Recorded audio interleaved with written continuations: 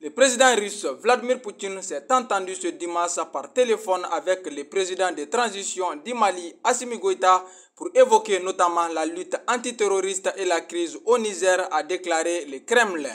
Les deux dirigeants sont convenus que la crise au Niger, pays voisin du Mali où les militaires ont renversé en juillet dernier le président Mohamed Bazoum, ne pouvait être résolue que par voie diplomatique.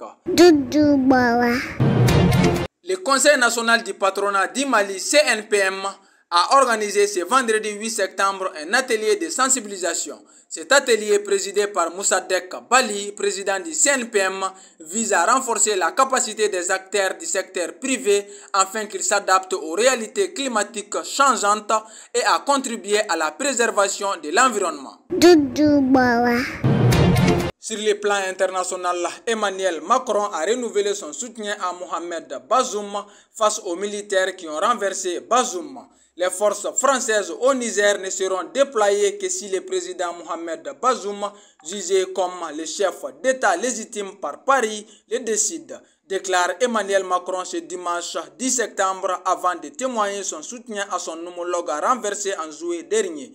Si nous déployons quoi que ce soit, je ne le ferai qu'à la demande du président Bazoum et en coordination avec lui, pas avec les responsables qui aujourd'hui prennent en otage un président, déclare Emmanuel Macron lors d'une conférence de presse à l'issue du sommet du G20 réuni ce week-end à New Delhi. Pour un rappel, la communauté économique des États de l'Afrique de l'Ouest, la CEDEAO, a menacé les putschistes nigériens d'une intervention militaire pour rétablir Mohamed Bazoum.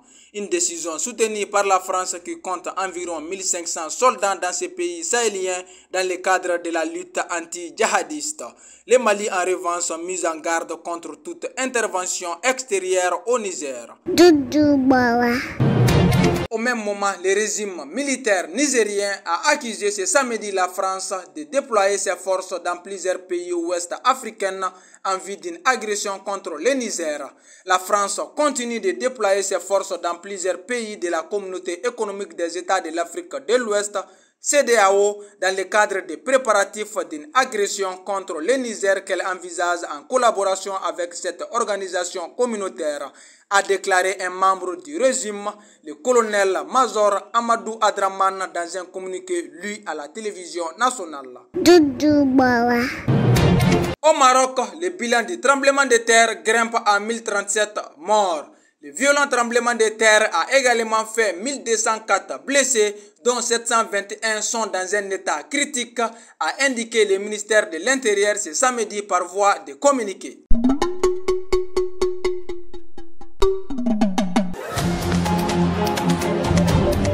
Soudou Baba Info, revue de la semaine.